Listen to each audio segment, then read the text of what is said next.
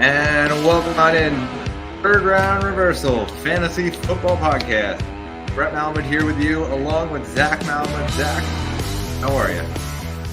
Doing all right, Brett. A big week of football. I didn't get to watch much on Sunday, which was a little disappointing, but excited to get into week 11 and into this full swing of things. Yeah, we're approaching the trade deadline in a lot of different leagues around fantasy football, and so make sure that you get your comments in for us. We'd love to answer any questions that you guys have. Make sure you hit that subscribe button and like us so you can keep up with all of our previous episodes. Go check those out as well. As far as Dynasty goes and redraft, we've been doing a lot of content and so we support both types of leagues, so go check those out. Zach, let's get into some football here, and we start with the Minnesota Vikings and their situation right now. They have Justin Jefferson being activated or at least designated to return from IR, so they open up the 21-day window, and he did not play last week, but now we head into week 2.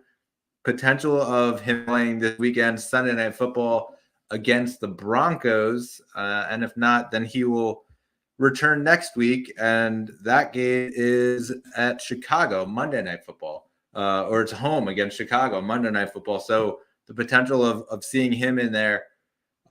First off, let's just talk about the Minnesota Vikings in general before Justin Jefferson comes in. Josh Dobbs, he's just been unbelievable. Probably a top 15 option at least going forward here for the rest of the season. Yeah, definitely. And Dobbs has stepped in absolutely perfectly. He obviously got traded from Arizona to Minnesota after Kirk Cousins went down. And he's just fit in perfectly. Of course, Minnesota was on a really big win streak during that. They're keeping it going. They're like really, really locked in right now, the Vikings are. And it's crazy to say that without Kirk Cousins and without Justin Jefferson, the Vikings are making a case as maybe the top team in the North. Yeah, the Lions are in first place, but the Vikings are red hot. And then looking at just overall in the playoff picture, they're right around there, and they're going to keep that going. Josh Dobbs has done a phenomenal job, and as well as Kevin O'Connell, the head coach, just fitting everybody in with all the injuries that have come in. So, credit to them, and they're rolling right now. They're going to keep it going as the next couple of weeks go on. Yeah, and so what's pretty interesting right now is you take a look at their situation. They have Jordan Addison. He's been really, really reliable for them. Alexander Mattison gets hurt. So we're kind of looking at Ty Chandler right now, might be coming in as the running back option. Obviously, Cam Akers torn Achilles. He's done for the year. And so, there was some rumblings that they might go out and get a guy like a Michael Carter on waivers. Ultimately did not happen. He got claimed by Arizona. They didn't even place a claim Minnesota on him. And so, listen, Ty Chandler could be a potential option here going forward on a fantasy basis. I'm not a huge believer in it. I think that Josh Dobbs actually is going to end up being the leading rusher here, just on how they have it. Chandler, listen, he had 15 rushes last week, 45 yards, got a touchdown. Wasn't that efficient, though. And so I think we're going to see a lot of the Josh Dobbs on the run, bootlegs, play actions. Like we kind of saw that a bit, but obviously it's like his first real start here.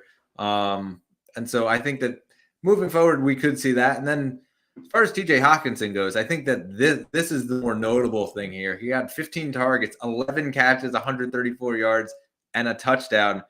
Zach, I'm just posing this question from a dynasty perspective. Based on his age and the amount of production that he's getting, do you think that he could be the tight end one in dynasty leagues?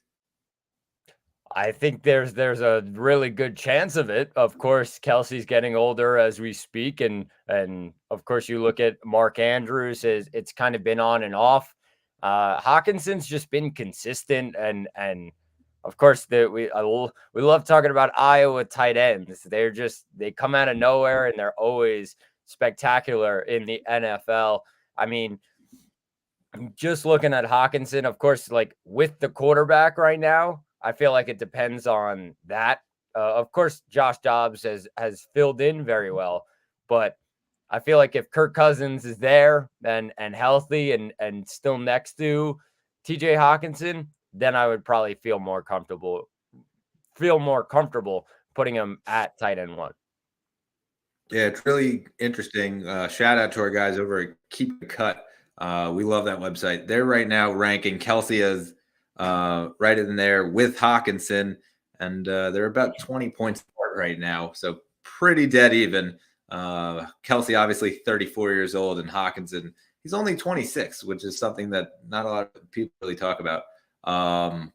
He will be there for a while. So I think it's pretty interesting, though, as far as the Vikings go. And, I'm a buyer of pretty much everybody on that offense right now. And, yeah, obviously, Ty Chandler, like we hope that turns out to be an efficient runner. But obviously, if you grabbed him, you got him for free off of waivers. And so pretty much a buyer on everybody.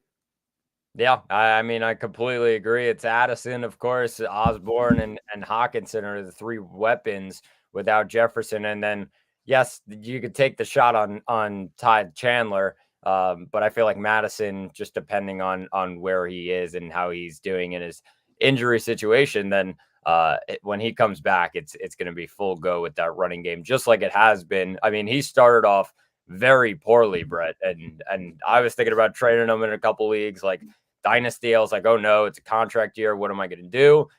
And he has been remarkable. He's been really, really good. I think them getting Cam Akers in there kind of gave him a boost and said, all right, I better start going right now. And I mean, he has not looked back since then. Yeah, clearly. I think that the Cam Akers situation definitely gave him a kick in the rear end. And he hit the ground running, definitely. And now, obviously, Cam Akers out. He does get the opportunity to move forward as this lead back. And obviously, Cam Akers is in a contract year. And so we're not even sure if he'll be back on Minnesota and what the situation is. So it seems that unless Ty Chandler can somehow remarkably take over this backfield over the next couple of weeks and shine, this is going to be Alexander Madison's backfield. 100%. All right, so we jump into our next story here. It is Deshaun Watson this morning ruled out for the season. They put out a long-winded statement. I'm not going to read out the whole statement, but it seems that he hurt his ankle. He had some discomfort in his ankle, and that revealed a high ankle sprain, and so he would have been out a couple weeks. However, towards the end of the game, he basically took a hit. He hit in the half. Didn't mention it till the end of the game. And he has a displaced fracture of his glenoid in his shoulder. He's done for the year. He has the same doctor, Neil Eldritras, who did the Rodgers Achilles. It seems that he's the most popular guy in football right now doing all these surgeries. He's doing shoulder surgery on Deshaun Watson, so he is out for the year. First off, from a dynasty perspective, I think we just need to break down the fact that he is owed a ton of money right now, and it's looking like an abysmal contract for the Deshaun Watson era. I mean, just in the next couple of years, his hit is $63.9 million in the next 3 seasons, and so he has $230 million on the 5-year contract. It was fully guaranteed, if you remember. So it's not like they could go out and cut him. After this, if they did cut him, his dead cap hit for the next year would be $200.9 million. And the next year would be $136.9 million. And the year after that would be $72.9 million. So you're not cutting this guy. You have to keep him on your roster. But obviously, if he's hurting his throwing shoulder, how much value does he have? And it's tough to be a Browns fan. I feel like the Jets and the Browns, those franchises are just cursed because, you see the light at the end of the tunnel and then all of a sudden something goes wrong. Yeah, 100%, Brett. And quickly, shout out to that doctor. He's doing surgeries on ankles and shoulders and knees and who knows at this point. But just on Watson, it really is a stinker here. It really stinks that just comes here after all that's gone on, and then of course Cleveland gives him a chance. And I mean, it wasn't that he was bad; it's that he just couldn't find a way to get going. And obviously, a couple of years off can do that to you in the NFL. That's not what Deshaun Watson was expecting heading to Cleveland. I mean, a lot of people had really high hopes. Of course, when Chubb went down, it changed a lot as well. Watson dealt with a couple injuries, and then, of course, now being ruled out for the season. Looking at it from a redraft, obviously you're dropping them. From a dynasty, it's a tough one because, of course, you're like, oh well, he's got a 5-year contract. Oh yeah, that's true, and yeah, maybe he'll be back next season, but what's his value? I don't know if his value is where a lot of people had him at the start of this year, where they were like, oh well, he's QB8 coming into the year, and you and I, Brett, were looking at each other like, how in the world is this guy QB8? Like, this guy hasn't played in 2 years, and he's going into an offense that, yeah, it's good, but can he swing the ball around? And that's something he really struggled with. In Dynasty, he's a QB2. Because of the weapons in that offense, yes, he's got a lot there. And just heading into next season, he's probably gonna end up being the guy. You don't give that big of a contract to someone if he's not your starting quarterback. So I think for Dynasty, yeah, you're gonna hold. He's a QB2 in my mind right now, and you're just gonna pray that he's ready to go for the start of next season. Yeah, I mean, just from our perspective, we're in a dynasty league. It started last year. He went in the third round of our Superflex startup draft. Like, he was a heavy investment. You ended up picking Justin Fields after him. I was able to get AJ Brown after him. Like, there was a big investment into this guy from a lot of fronts. And yeah, obviously, if you started your dynasty league before, you had him in Houston, you reaped the rewards of that. But this is a different Deshaun Watson than that Deshaun Watson. I think it's a completely different quarterback. He doesn't run as much. He seems to be a bit slower than he was when he was playing for Houston. And yeah, now obviously he's hurt, had the high ankle sprain and the shoulder. We'll see what happens with that, if he what ends up coming of it. But yeah, you have to hold in dynasty. However, you don't feel good about it. You certainly don't feel good today that he's out for the season. You're in a super flex league. You're praying that you have a backup, or at least I'm hoping that you have a backup option. And otherwise, you're scrambling, and it's the trade deadline coming up in just a few days in most of these leagues. So, yeah, you're not happy today as a Deshaun Watson owner. Long term, you're not happy right now as a Deshaun Watson owner because it's not like you could take him in the offseason and then sell him, because I think his value is way lower than what you got for him. So you're almost selling him for pennies on the dollar. And so, yeah, it's not a good day to be a Deshaun Watson owner, plain and simple. But you're not going to just give him away for nothing, especially if you're in one of those super flex leagues. Yeah, I completely agree with you. And like you said, like you can't just give him up for nothing. Like, he's worth a lot. You're gonna hold on to him, and like I said, just wait for next season to start.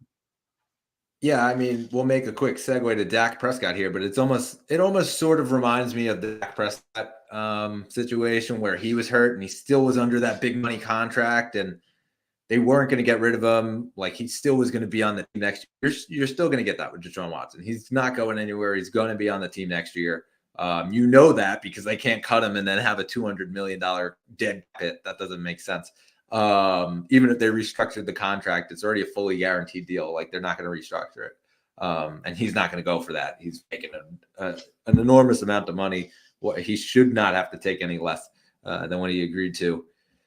But yeah, I mean, you got, plain and simple, he'll be on the team, and you wait for weeks like Dak Prescott just had, and we'll talk about him in a sec here. And then you go out and you sell. Yeah, Brett. I mean, you got to wait for those kind of weeks, and of course, like long term wise, yeah, injuries could be a problem for him. So that's something. Once he comes back next year, then you'll figure it out. Yeah, you kind of have to just keep an eye on it. But a guy segueing right into Dak Prescott, he's our standout for the week. I mean, this guy was amazing. Obviously, yes, we have to temper it a little bit. He was playing the New York Giants defense. Not a good defense at all. Seemed to be one of those teams that's going to be a contender to potentially get Caleb Williams at the draft. they don't look good. A couple garbage time touchdowns, and otherwise this was a complete blowout. 49-17 in favor of the Cowboys. But we got to talk Dak here. 28 of 35, 404 yards, and he threw 4 touchdowns. He also added a touchdown on the ground as part of the 17 yards that he added. And so he finishes with just under 40 points, 37.86 standard PPR points. Dak, I mean, we spoke about Dak a couple weeks ago and how he was almost like a sell high, and then he became a sell higher, and now I don't know. I mean, you're probably going to hold it. Seems like he's kind of rolling right now. Yeah, I mean, enjoy it. Like, that's the biggest thing right now because, of course, I mean, he had that 1 week before the bye week, which was the Charger game, and he started slinging it around. He did a lot on the ground as well, which was kind of new for Dak Prescott. Don't see a lot of that running around, running out of the pocket for some deep runs. And he ended up finishing QB1 on the week. Then he goes into the bye week, and then he comes back, and he's got a game against the Rams, and he tears them apart and finishes quarterback 3. Then the week after, he goes to Philly, and he's throwing the ball around a lot, and he finishes quarterback 2. And then finally this week, he's quarterback 1. Brett, he has not finished below the top 3 in the last 4 weeks at quarterback. Just unbelievable stuff right now. And if I'm an owner of Dak Prescott, start him because the schedule is beautiful coming up. It cannot get any better. Of course, they got the Panthers this week. Then he's got the Commanders at home next week. Then he's got the Seahawks at home the week after. And then after that, he's got the Eagles at home, who he just tore to pieces. I'm expecting, Brett, like there could be 3 or 4 of these games that he could be, I mean, 3 of these games, if not 4, where he's again in the top 3. Like he's rolling right now. As long as he is locked in with CD Lamb, that is the biggest thing for Dak Prescott. Whenever he's locked in with his top guy, it seems like nobody can stop him. And like I said, enjoy the ride right now and start him because he is going to put up numbers to the next couple of weeks. So again, I'm going to take a personal perspective here. Dak Prescott, former dynasty owner, took him in our startup draft. Loved having him last year. Obviously got hurt. The Cooper Rush situation, he came in. Dak came back. He was great. Then all of a sudden, I was like, okay, maybe this is the time to sell. Like the age is just getting up there a bit. He just turned 30. And so you're sort of like, okay, maybe I wait for some strong weeks here and I get rid of him. I went out and I traded for Patrick Mahomes, packaged a bunch of picks together, multiple first-round picks, a second-round pick, Dak Prescott. I attached him in there as well. Owner on the other side was, enthused to get a guy like Dak because it's still up.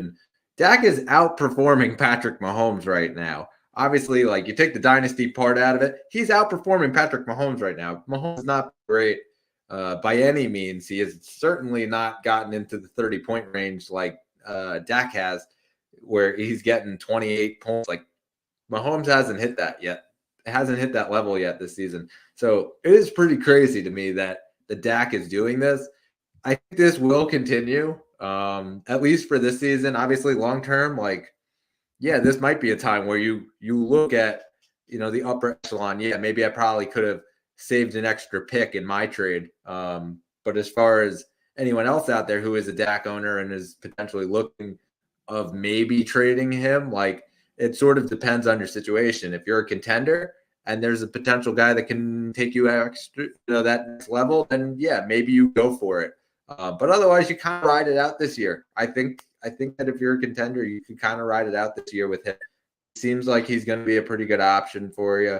Not that bad of a schedule coming up. Yeah, there are some scary names on there, like Philadelphia, like Buffalo, but they're not. Those 3 defenses aren't as scary as they are in most years, and so I think this could end up being a really good, strong end to the year for Dak Prescott, especially with his new favorite targets there, Brandon Cooks, Jake Ferguson. Like those guys are actually laying out for him. And so I think there could be a really strong effort down the stretch here. Yeah, I agree with you, and getting those guys involved, and of course I mentioned CD, like, but the guys right next to him all getting involved, and that's all fantasy points for Dak. Like he is really spreading the ball around. It's really working well for this offense, and I mean it's winning them games. The last 4 games, they're 3-1, so they're rolling right now. And you got to keep riding with Dak while he's red hot right now. Yeah, and just an interesting thing about Dak and Jerry Jones specifically spoke about him, about how they were going to start contract negotiations and all of that. I think that's going to come pretty soon, just based on how he's playing right now. I think the Cowboys are going to want to lock him up. He has 1 year left. Next year, he's making a base salary of $29 million. That's not going to get done. I think they will use the out that they have at the end of this year and attach a contract extension at the conclusion of this season for Dak. I think he's proven that he's the long-term guy there. Yeah, 100%. All right, so now we jump into our next one. Well, actually, let's just continue here with the Cowboys. I'm going to switch up our order here. We have to talk about CeeDee Lamb and Brandon Cooks, just because we just spoke about Dak, and it's a good little segue here. CeeDee Lamb, he had 11 catches, 151 yards, and a touchdown. He had 15 targets in the game. Brandon Cooks, he gets double-digit targets, 10 targets in the game, 9 catches, 173 yards, and a touchdown. Both of them finishing over 30 points. Brandon Cooks with 32.3 standard PPR points. CeeDee Lamb, 39.5 standard PPR points. Zach, I know that we have some bonuses in our league, and so he was well over 40. First off, let's break down Brandon Cooks, because I think that this was a guy that was forgotten about. He was dropped in a lot of leagues, and now it kind of seems like he could be a potential flex start in a lot of people's leagues. Yeah, Brett, he definitely can, and he's proven the last couple of weeks that he's really, really strong, and he's able to kind of get back to that level where he was a couple of years ago. Had a couple of years where he dropped down, and then of course came to the Cowboys and really struggled to figure things out. Got just a little bit of targets, but obviously this past week was huge. Really stepped up. The week before last week, he struggled against the Eagles, but then had a solid couple of weeks against the Chargers and the Rams. And I think I put that down to Dak Prescott. Of course, getting him the ball, just getting his wide receivers open and getting them the ball in good situations. He's had 3 touchdowns in his last 4 games. So that's huge. Getting in the end zone is the biggest way to really put up those fantasy points, besides, of course, the volume for those top guys. And Brandon Cooks is with somewhat volume, of course, a lot last week, getting those touchdowns. That's huge for him. And he's done a great job of just staying locked in. A lot of guys would just check out after a while if they were really struggling to get the ball in this offense. And I mean, Brandon Cooks, you mentioned it, Brett. He could be a solid flex option like each and every week, as long as Dak stays red hot. Yeah, I mean, we talk about that Philly game, and if you actually go back and watch the tape, like I went back and I watched it, it was interesting, because it was almost like the Eagles defense was doubling Brandon Cooks to try to get them to throw the ball to CeeDee. And they did. They threw to him like 16 times, and he had a whole bunch of points out of that. It was almost like they were trying to get Dak to force the ball in to CeeDee Lamb by doubling Brandon Cooks, the second option. So yeah, he struggled. He had seven targets. He only got 1 of them. So yeah, it wasn't a great outing for him the week before. However, scratch that one off. The other 3 weeks, he scored touchdowns. He's scored 3 out of his last 4 games. He has had touchdowns. So that double-digit fantasy points. And so, to me, I think he's going to continue to be that red zone threat for them. And, yeah, obviously there's going to be teams who don't double him, and they try to put 3 guys or so on CeeDee Lamb thinking he's the guy. Brandon Cooks all of a sudden performs well, and he's reliable. Dak will end up going to him. So, yeah, I think it's a flex option. I think that you can't really say that it's touchdown dependent because I think the volume still is there and the catches will come. But obviously it helps if you get in the end zone. I think that'll continue to go his way. And then as far as CeeDee Lamb goes, I mean, just the last bunch of weeks, it was amazing to watch, his performance against the Rams. And I didn't think that was going to continue after that because it was kind of out of character that he sort of exploded for 158 yards and 2 touchdowns. And then he follows that up with 191 yards in the next game against Philly on 11 catches. And then he follows that up again with the Giants, another 11 catches, 151 yards. I think this is going to sort of start to be the trend here. They're going to try to get the ball as much as they can. You'll see that Brandon Cooks will get work, but he's not the number one target. CeeDee Lamb is the number one target. I expect him to also sign this big deal as these wide receivers start to get paid here. Yeah, and Brett, I think like heading into these next couple matchups, easy ones, like I said, like very favorable matchups for CeeDee Lamb in this Cowboys wide receiver group. I mean, you mentioned it. The last couple of weeks, he's just been red hot. Right, wide receiver 1 against the Rams, wide receiver 2 against Philly, wide receiver 2 this week. Like nonstop, like just getting him the ball and targeting him. And I think that's the biggest thing for the Cowboys. You keep targeting CeeDee Lamb. He's going to make catches and just make something out of nothing. That's what he's really, really good at. And the interesting part, Brett, is like it's volume. Like, yeah, there's a couple big plays in there. I mean, his longest play was 30 yards. That means there's still 120 yards to go around with the other 10 receptions. So like that's huge. I think just the volume and moving the ball downfield is going to be huge for his fantasy points. Yeah, I think that's a notable thing. These aren't just long bombs. They're slowly working their way down the field. And so, yeah, I think that's sort of going to be what's going to get him these fantasy points, especially as like we watch guys like Puka Nacua and the volume that he gets. And, it's sort of that same formula. I think it's a copycat league, and we're starting to see that a bit where it's like, hey, well, I'm not just going to give this guy 7 targets a game. He's our one guy. I'm going to give him 15 targets. Like, I don't care. We're seeing that around the league, and it sort of started with that Cooper Kupp and then Nacua thing out in Los Angeles with McVay. Yeah, definitely. Brendan should be a really solid next couple of weeks for CD. Yep. So now let's jump into the Los Angeles Chargers, our last standout here, Keenan Allen. And it was a pretty good week for Keenan Allen. 11 catches, 175 yards, 2 touchdowns. He had 14 targets. He had 40 points, 40.5 standard PPR points.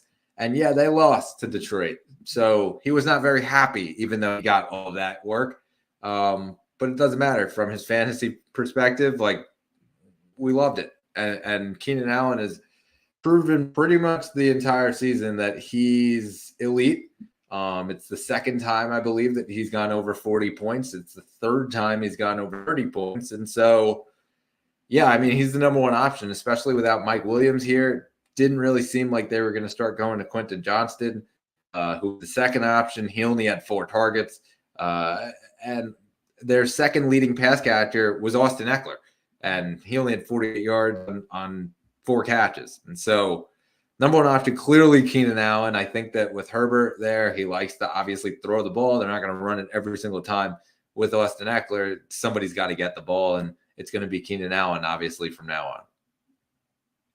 Yeah, I mean, it's just been a great stretch for Keenan Allen, just volume-wise. And we've mentioned Keenan Allen a ton of times on this podcast of just the volume is unlike any other in the NFL. Like, he just gets the ball is a magnet to his hands. So he gets a ton of receptions, targets, whatever it is. They love getting him the ball. And this week is his third time, Brett, this season finishing wide receiver 1. So, I mean, that just shows you when he's on his game, he could put up a ton of fantasy points near the top of fantasy charts all the time. Like, he's been rock solid. He had a weird stretch of games where he kind of struggled and wasn't really on his game. But I feel like heading into these next couple of matchups, he kind of has some favorable ones here because he is that top guy, and he's going to get those targets. Like that's for sure locked in. He's only gotten under 9 targets in a game, Brett, one time this season. Under 9 targets one time this season. Unbelievable. So like the volume's there, the target share is there. He's going to keep putting up fantasy points, and these matchups, he can figure them out.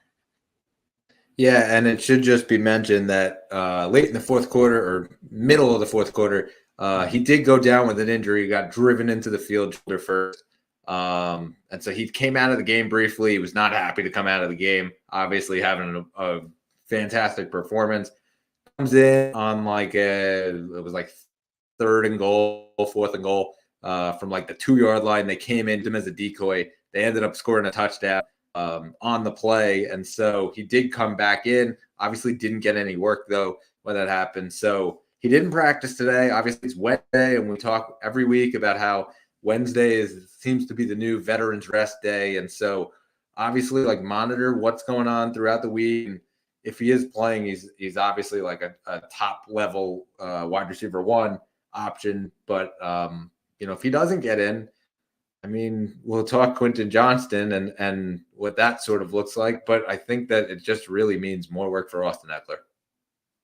Yeah, I agree with you. Should be something to monitor, but obviously you said it. Wednesday's the new veteran rest day. These guys just take a back seat for a day, and they're back in tomorrow on Thursday. So something to watch, but I think he'll end up being fine. Yeah. So now let's go into our game previews here, and we start out Thursday Night Football tomorrow night, Cincinnati at Baltimore. Zach, let's first start out with the Ravens. And I got to say, listen, Keaton Mitchell seems to be the guy that everyone talks about. I don't know that I'm really buying the hype on Keaton Mitchell. Really didn't have that many carries, 3 carries, 34 yards, a touchdown. He didn't really do that much for me to impress. And so, I mean, I don't know what your thoughts are on him, but what are your thoughts on him? So obviously I picked him up in our Dynasty Superflex League a couple weeks ago. It was probably about week 4, week 5. I heard a man by the name of Adam Schefter mention him, so I jumped on it. I think the biggest thing was Dobbins went down, and this Ravens backfield is just looking for options. They had Justice Hill, they got Gus Edwards, but then Keaton Mitchell came back, and they knew about his big playability. So I think from that perspective, right away it's not going to be volume. Like, it's really not. However, like, the big playability is definitely there. So that's something to look out for. And I'm no comparisons here, Brett, but I kind of see a lot of similarities to this Dolphins backfield, where it was Devon Achane came in and just had a ton of big plays, like zoomed down the field. Obviously, he got hurt, but you saw the volume wasn't crazy high, and he's only a rookie. Keaton Mitchell's young, has a ton of time. I think for the future, yes, that's something to keep an eye on. Dynasty leagues, he should definitely be picked up. Just because the Dobbins situation is insane, Brett. Like, we have no clue. Obviously, we're not going to know until the season's probably over what the story is going to be on Dobbins, and is he going to be back in Baltimore? Who's going to be the guy? Is Gus Edwards going to be I think that's the biggest thing right now. I wouldn't be starting him in lineups. I'm not full go on that. He's sitting on my bench right now in Dynasty. That's where I have him. Valid. I just think that as far as the redraft perspective goes, it's still I'm still on the Gus bus.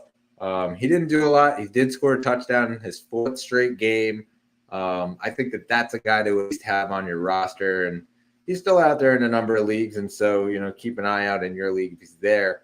But yeah, I mean, the guy just keeps scoring touchdowns, and so if you're in a bind, obviously we got some more bye weeks here coming up, and you might have your running backs in a bind where you don't have an available. I think that it's a pretty good option to put there in your flex. Yeah, definitely. And then, as far as the rest of the guys go, you're starting Zay Flowers, you're starting Lamar, you're starting Andrews. I don't think that there's any real dispute on anybody on Baltimore. Yeah, I was gonna say start your guys in this one. Like they're gonna be it's gonna be a good matchup. Like a really like a battle of the Titans. These two are I think this could decide the AFC North. That's how big a game this is. So a huge one for both of them. And I think for fantasy wise, these two teams, just start your guys. Of course, Higgins is questionable for Cincinnati. Still dealing with injury. Ruled out. Ruled out. They ruled him out. Okay, officially ruled out. So that's something obviously you gotta move around on and look at better options. I think looking at it, it's probably Tyler Boyd can be pushed up, even though it's a tough matchup against Baltimore. Whenever Higgins is out or Burrow's missing a guy, Tyler Boyd fills in perfectly. So definitely a guy to probably consider as a flex option this week. Yeah, I think so. I mean, last week we take a look at Houston, and they played, and obviously, yes, they lost as well. But it was Tyler Boyd who got more work than Jamar Chase even. Yeah, Jamar Chase ended up having a higher production and scored more yards, scored it down.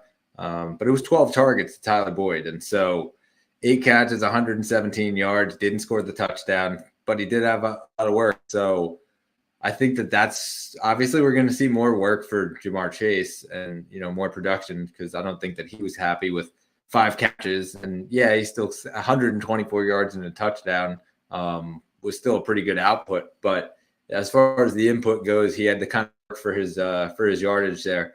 And so as far as Boyd goes, listen, I think it's a good flex option this week, especially with your guy, with Higgins out. And obviously, that was Thursday night game, and so make sure you don't put him in your flex. And something that we spoke about at the beginning here in our tips, put him in your wide receiver spot, because it kind of frees up an option where, if it comes down to a Monday night game, your guy gets hurt, pulled out, something like that, you do have him in the flex spot, so you can go kind of either position. So I would put Boyd there in that wide receiver 2 spot, but obviously, like, his value wise, I believe he's a flex.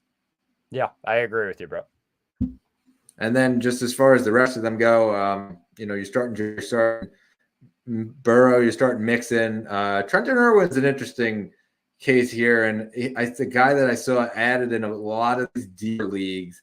I'll keep an eye on it. I'm not sure what the future holds out in Cincinnati, and obviously we talk dynasty out here, and the contract situation with T. Higgins going forward, and whether or not he's going to be back there, and who steps up. This could be a couple of weeks here for Trenton Irwin, and maybe we see he becomes an option next year. And so it is definitely a guy to keep an eye on, just from a deep league, a dynasty league, heading into next season.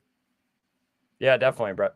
Should be a guy to look out for. And obviously with all these injuries and contract situations, I would say, yeah, keep an eye on. Yeah, definitely guys to monitor. And yeah, in dynasty, you kind of have to do that, where you kind of are looking at who's on your waiver wire, and you're like, this guy's owned in 1% of league, and that's the only guys that are out there. And so, yeah, it's guys like him that might end up making an impact, and you grab him, and he ends up becoming a pretty good role player for you next year. Yeah, definitely. All right, so we jump to the 1 p.m. Sunday slate, and we start with Pittsburgh at Cleveland. And let's first talk about Cleveland, because they named Dorian Thompson-Robinson the quarterback, the starting quarterback this morning. And, I'm not sure exactly what this does to any of the values as far as a positive, except for Jerome Ford. His value kind of goes up based on the fact that I think they're going to have to try to run the ball more. And, I think that you're kind of running with against the Steelers, who haven't been that great against the run this year. But I'm not really confident in very many of them. I'm taking Cooper. I'm knocking him down a notch from where he was. Elijah Moore, probably not even playing him, even with the target share he got. David Njoku, I think, probably stays about the same, because I think there's going to be a lot of those like safety valve routes where they kind of use him as the dump off. But yeah, I mean, it's a scary time to be a Cleveland Browns fan. I think this could end up being a rough one. I don't know that they're going to be able to do anything except for running the ball. Yeah, Brett, I think I'm going to agree with you on this. I think looking at it, Ford in my mind is probably a low-end RB2 this week, just because I think he's the lead guy and they're going to ride with him. Hunt is probably a flex consideration. I would probably put him there, just hoping that he probably falls into the end zone or something. And that'll be his fantasy points for the week. I think looking at the wide receivers, it's a tough one because Cooper, I'd probably have him as a flex right now. But I don't know how I can have any confidence after what I saw the first time Dorian Thompson-Robinson was out there. And it's just, okay, yeah, it's kind of is what it is. And I feel like you're not expecting much from Cooper, but he's one of those guys that you drafted him where you drafted him. So you're going to probably have to put him in your flex this week. And it's not that it's a great matchup. It's not that it's a bad matchup. It's an okay matchup. Pittsburgh's been just right middle of the pack. So that's something to look out for. Yeah, I think that as far as it goes with Thompson Robinson, like if you're a Browns fan, you're hoping that he's not the guy that came in a couple of weeks ago. You're hoping that he's the guy from the preseason. He looked pretty good in the preseason. He looked like he could be a potential, second mid-tier quarterback too, I'd say. So like a super flex option if he was in the game. However, when he did come in, we didn't see that. Disclaimer, this morning I was quick to go add PJ Walker before any of the news actually came out on who the starter was. Obviously got burned by that one. I would have been more confident if PJ Walker was starting, and a lot of these guys not as confident right now with Thompson Robinson. I got to be more. Yeah. All right. Fair enough. All right. So let's jump right to Pittsburgh. And Zach, I think the big story here is the running back room. Pretty much a dead split. It was 16-15 in terms of carries. Najee Harris out carries Jaylen Warren with 16. And, with the 16 carries at 82 yards, got a touchdown. Jaylen Warren said, okay, I'll take my 15 yards, 101 yards, get a touchdown. Najee added 3 catches for 14 yards. Is this a complete split, and can we start both of these guys? So this week is weird, Brett, because this week is probably one of the toughest matchups they'll get all season long. Cleveland's run defense is tremendous. They are one of the best in all of the NFL. It's difficult to say here. I feel like, yes, they're both flex guys, but I'm also thinking, all right, well, they might just let Kenny Pickett throw it. So I think that's something to monitor. Of course, if I had to choose one of these guys, it would be Najee, just because I know that he's going to get the ball when they're running it. However, Warren could have some flex consideration, just because if they are throwing the ball, then he's going to be the guy out of the backfield most likely to get those receptions. Even though Najee has gotten a couple the last couple of weeks, I think looking at it, I'd prefer Najee. But of course, looking at the matchup overall and tough against the run, but not great against the pass, Warren definitely could have some value here, Brett. I agree. I think that for me, if I had to pick one, obviously you pick Najee. I think that it's been pretty clear that he's going to get the bulk of the work. Warren is still a flex option, though. I think just based on the fact of he is getting work. I'm not sure he'll get the work this time around, because I think that it could be a potential where there's back and forth running and I think they're going to kind of have to force them to throw the ball. Cleveland's been really good against the run, and so I don't know how this is going to totally work. Could mean a potential Deontay Johnson game, and obviously he's questionable right now. He didn't practice, hurt his thumb, but we don't know. We'll see.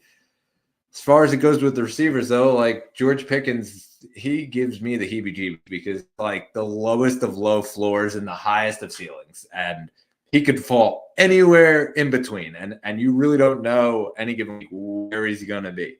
So I don't want to start him. If you have Deontay Johnson, you obviously follow the reports, but potential flex option, potential, wide receiver 2, I'd even say, with the upside. Cleveland, again, they've been really good against the run. That defensive front is very good. And so there's the potential option there. Not starting the tight end, Connor Hayward or Darnell Washington.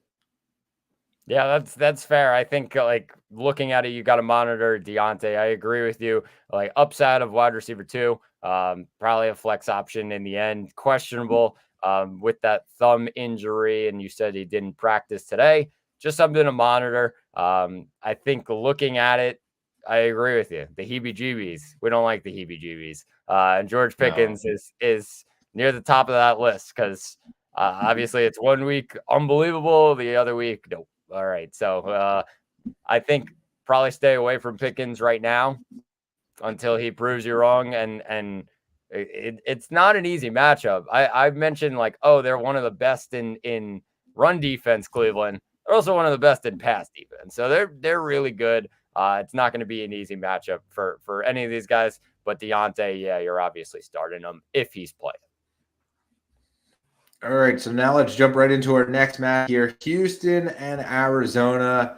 Houston is rolling right now. They just keep winning. But let's first talk about the Arizona Cardinals, as it was Kyler Murray coming back from the injury of last year, the torn ACL, finally makes his return, goes 19 of 32, 249 yards.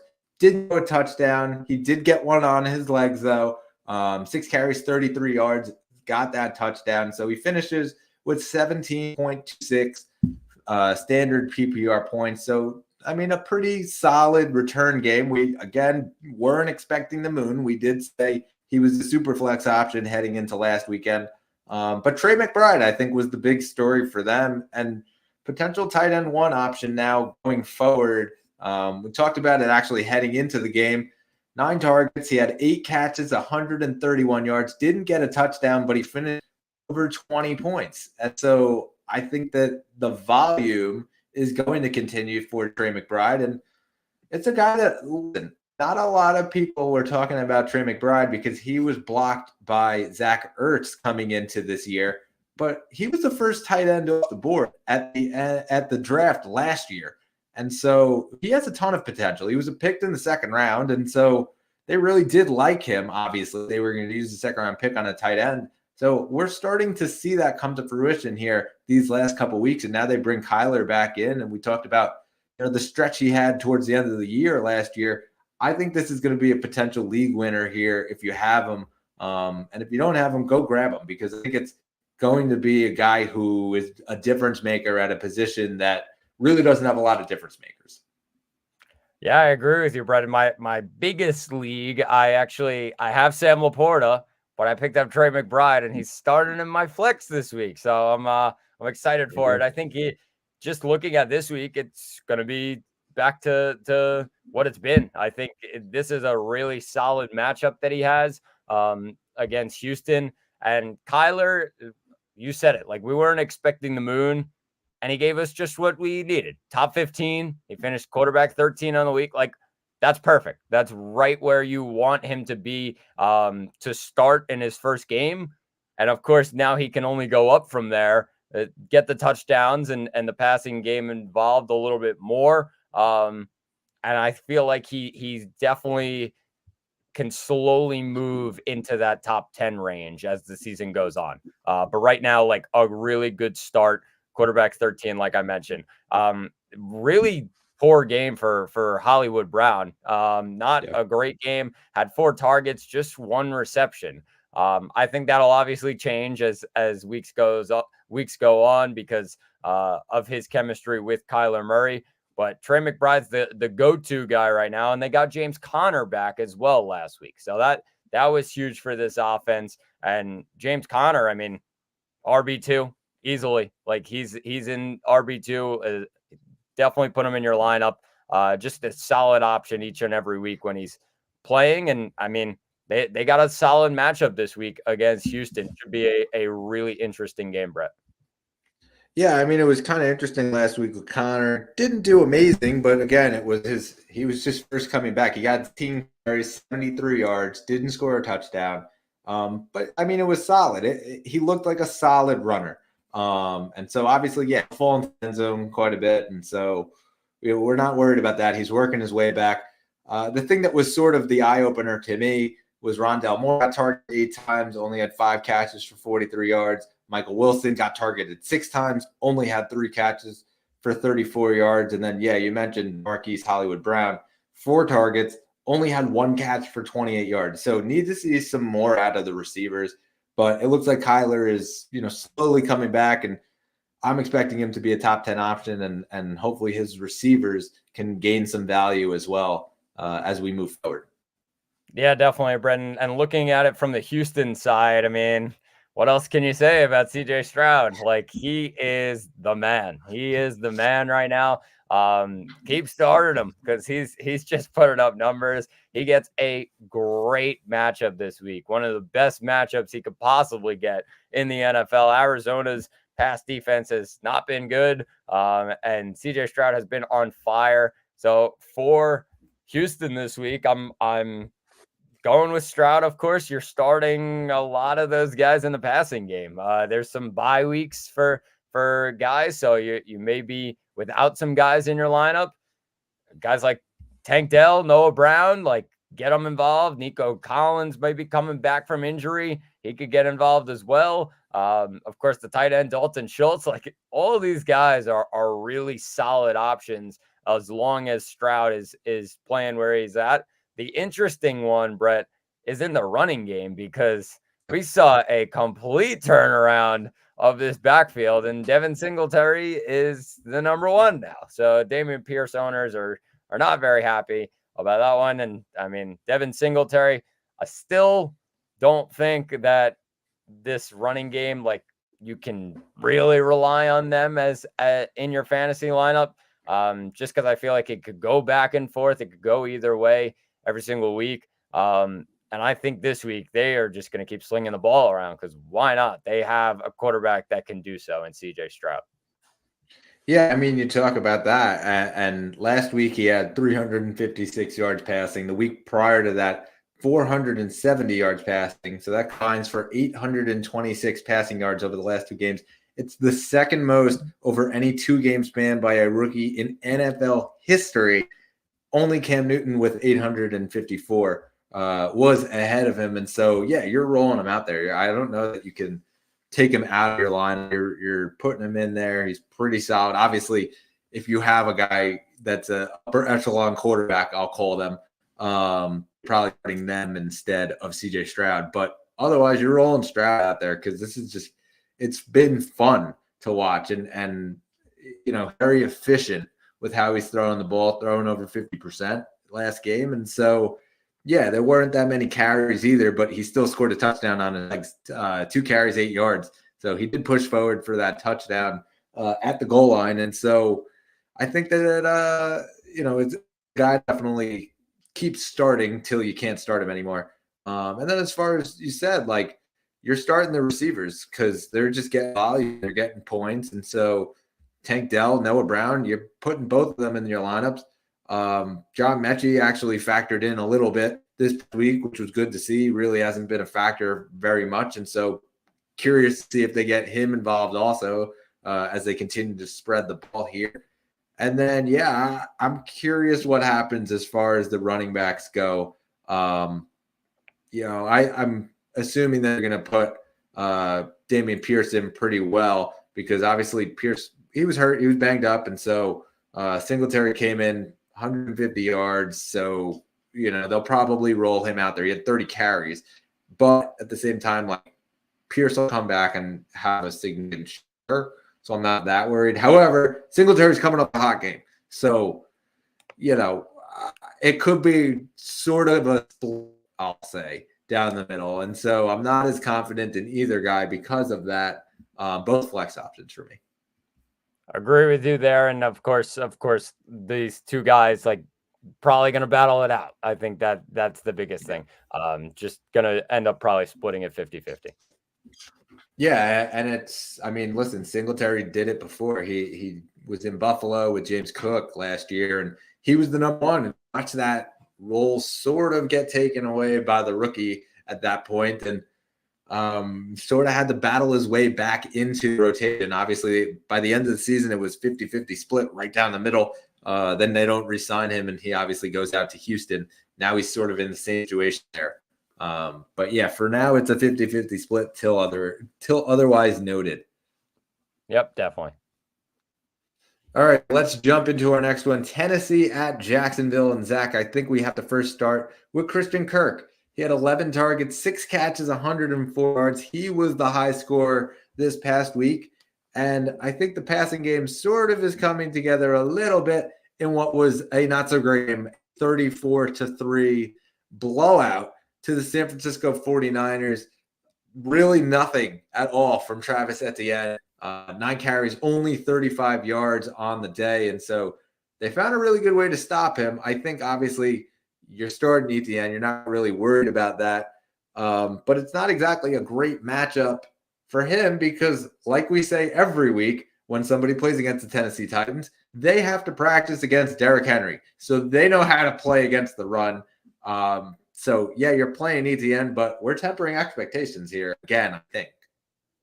Yeah, I agree with you. I mean, you're not expecting number one finish right here for ETN, even though he's Travis Etienne, and he's been really strong so far this season. I think, yeah, you said it. You're going to temper expectations. It's a tough matchup against Tennessee. The one thing I'll say is they're at home, so that can maybe give them a little bit of a boost.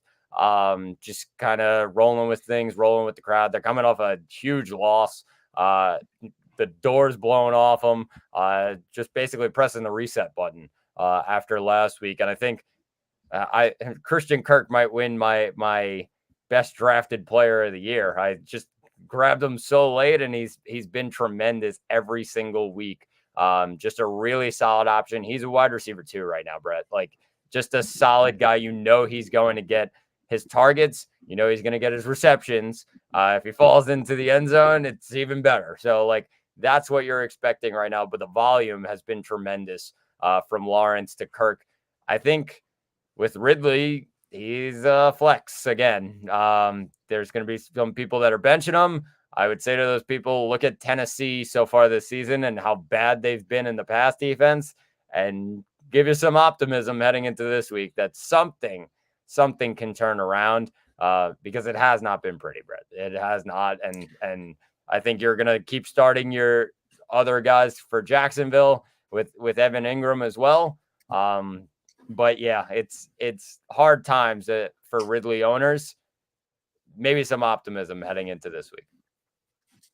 Yeah, obviously, as we head into the trade deadline, I know that there's a lot of Ridley owners that are looking at potentially dumping him. I don't exactly recommend that because I think that the value is so low right now on Ridley that you're probably really going to get for him. I don't know. Like I made an offer to our owner in our league, and it was Chuba Hubbard. Like that was my offer. I wouldn't go any higher because I don't know that Ridley's value is any more than a borderline flex play.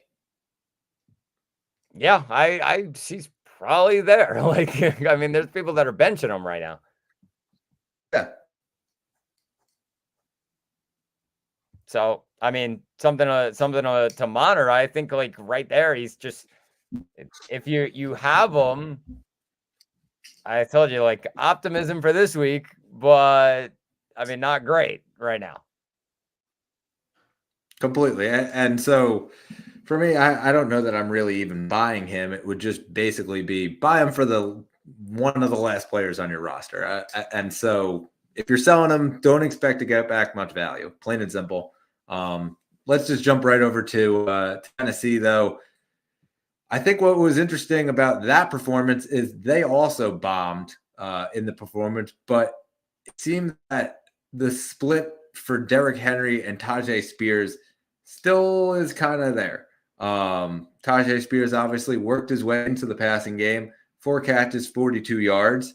Derrick Henry only had 1 catch. It was for a negative 4-yard. It was a screen pass that got blown up. So I don't even count that. but it was 11-5 in terms of carries. Derrick Henry didn't really do anything against the Tampa Bay Buccaneers, only 24 yards. Tajay Spears, 18 yards on his 5 carries. I think Tajay Spears is going to continue to be the thorn in the side of Derrick Henry. So this leads me to this question. As we head into the trade deadline, are you selling Derrick Henry based on his name for upper value? You could. I think in redraft, I feel like a little more iffy on it in redraft, actually, because Yeah. he's still Derrick Okay. Henry. So like this season, he could still be rolling right now. Yes, the carries has been an uptick for Spears, but I feel like Derrick Henry, like you drafted Derrick Henry to be that guy. I would feel weird giving him up with the playoffs kind of just around the corner. Like if you're in playoff contention right now and Derrick Henry's in like one of your star guys, I just can't really find a reason to give him up. Yeah, and just talking about their upcoming schedule, they get Jacksonville this weekend. Then it's Carolina, Indianapolis, at Miami. And then you talk about the 3 weeks of the playoffs. Houston, Seattle, at Houston. So pretty good matchups there. I think that he could come back to form. Not a ton of good run defenses there. And so, yeah, I think that as far as the redraft goes, like I'd probably even try to buy low on Derrick Henry based on last week's abysmal output.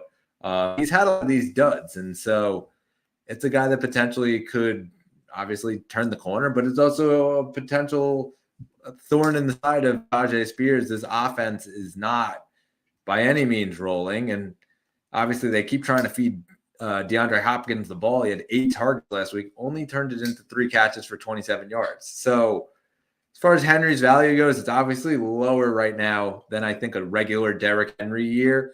But yeah, he's still Derrick Henry. So I agree with you. In redraft, at least, I'm going out and I'm trying to buy low. That's definitely fair. Definitely fair. As far as it goes this weekend, though, I don't know that you could really start anybody other than DeAndre Hopkins. I think Will Levis still has some work to do. He only scored 5.96 fantasy points. And so if you have a better option in a super flex league, like you're probably starting them instead of Will Levis this week. He was 19-39, 199 yards, threw an interception, no touchdowns, didn't add anything on the ground. It's a work in progress, plain and simple. You're starting Derrick Henry, obviously. And yeah, I would put DeAndre Hopkins in there just based on the workload. I think the target share is obviously going to be swayed towards him.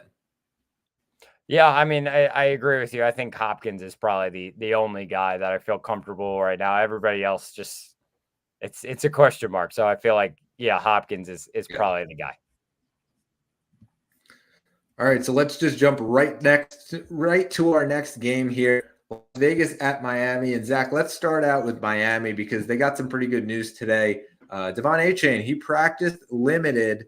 It seems like he is coming back this weekend. Does this affect the backfield of Raheem Mostert and his value?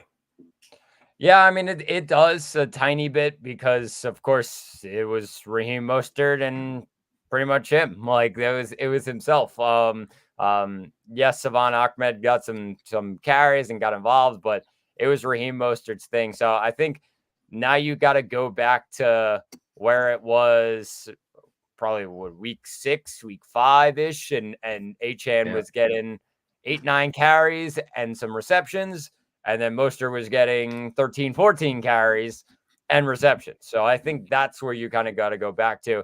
It's a tremendous matchup this week, Brett, against this Vegas defense. Of course, they played well last week against Breece Hall, but this week, I mean, the speed that Miami brings out of the backfield, unlike any other in the NFL, it's going to be a really solid matchup for these guys. And I would say probably RB2, RB3, like, that's probably the range for them, and maybe even a little bit higher for some people who just, I mean, yeah, it's that good of a matchup that they could easily both be in the top 10 at the end of this week.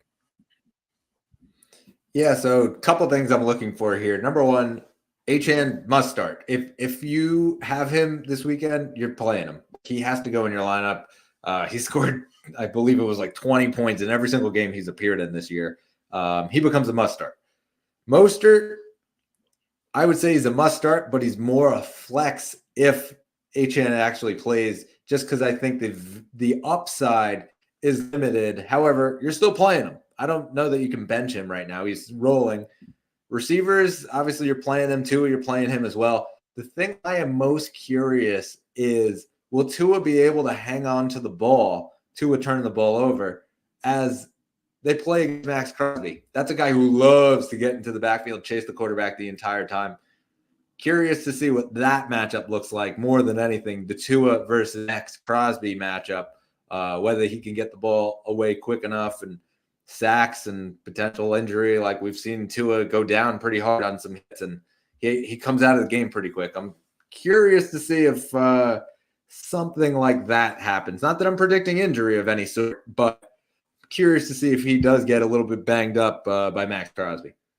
Yeah, I mean it could happen. Of course, this front is dangerous, and of course Max Crosby at the top of it. Like, yeah, it's not going to be easy for Tua. He's got to get around those dangerous plays. Should be interesting for Vegas.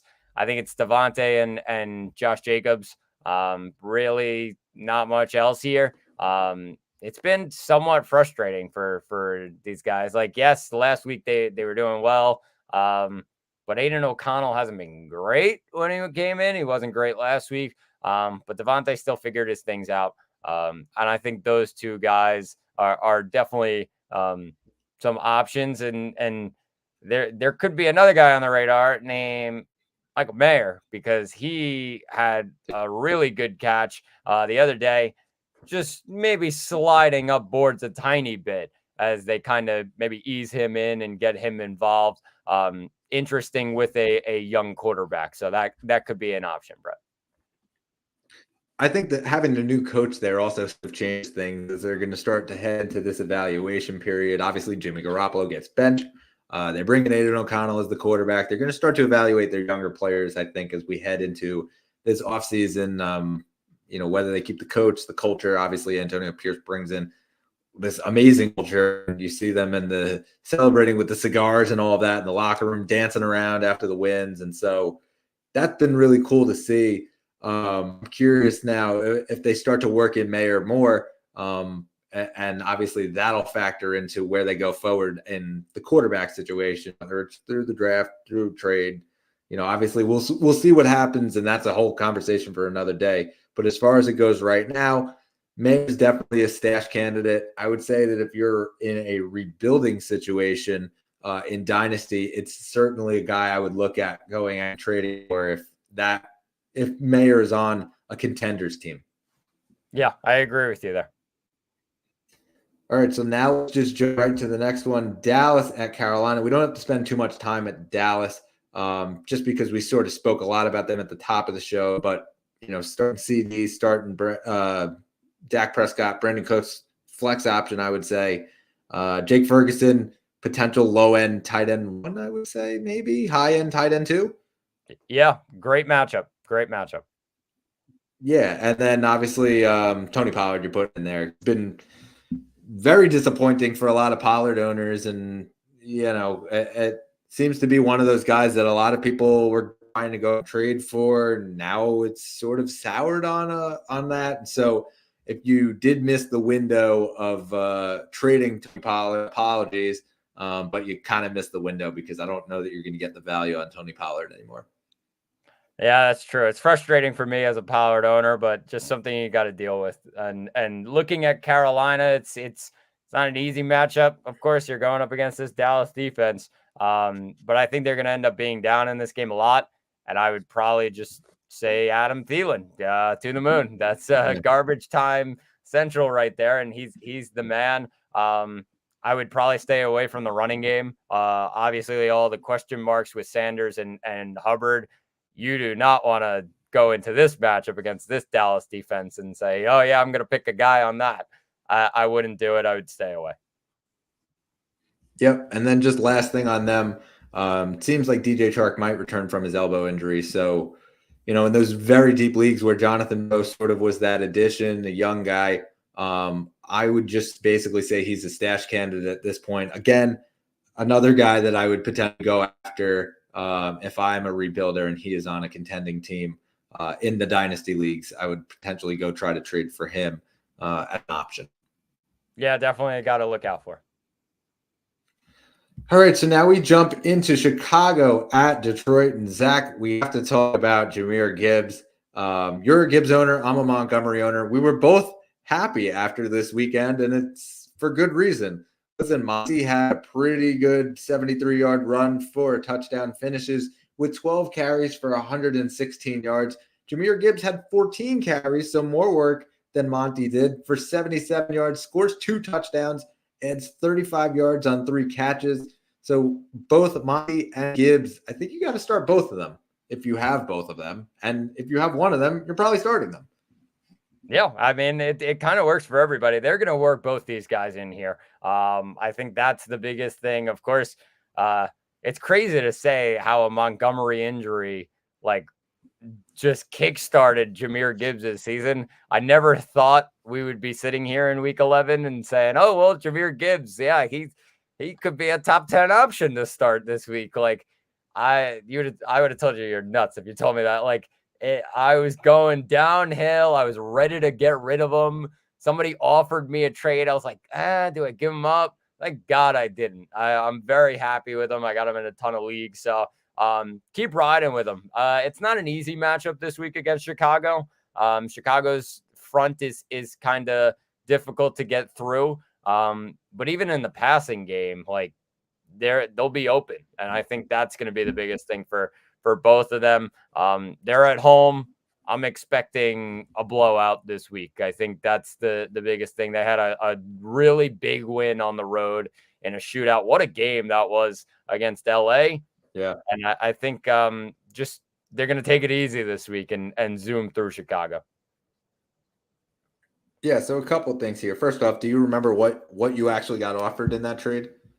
Oh man, I wish I did. It was not great because I was basically downgrading on him. So that was it. Right. And I think that's sort of what we saw across many fantasy leagues where it was almost like Gibbs was a throw-in or he was a second piece as far as the deal goes, and you're almost downgrading or adding him in as a 2-for-1 deal, and he's the second guy in there. And forget him and those. Obviously, they're reaping the rewards right now because it seems like he could be a potential league winner heading forward, especially if he continues the production that he got over the last couple weeks. And now with David Montgomery back, it's looking like that'll continue. We started to see that a little bit in the game right before Monty got hurt, where they tried to get Gibbs some work in, and a couple plays got blown up. But yeah, I think kind of start both of them. You start in Sam Laporta. It wasn't an amazing output last week for Laporta in what was a shootout. Only got 4 catches for 40 yards, 5 targets. So, not a great one. Jameson Williams has been very disappointing this year so far. Even more disappointing is that he puts Frosties on his hamburgers, which was a photo that he put out yesterday. So Instagram, I believe it was. And so that was pretty disappointing to see as well. Absolutely gross.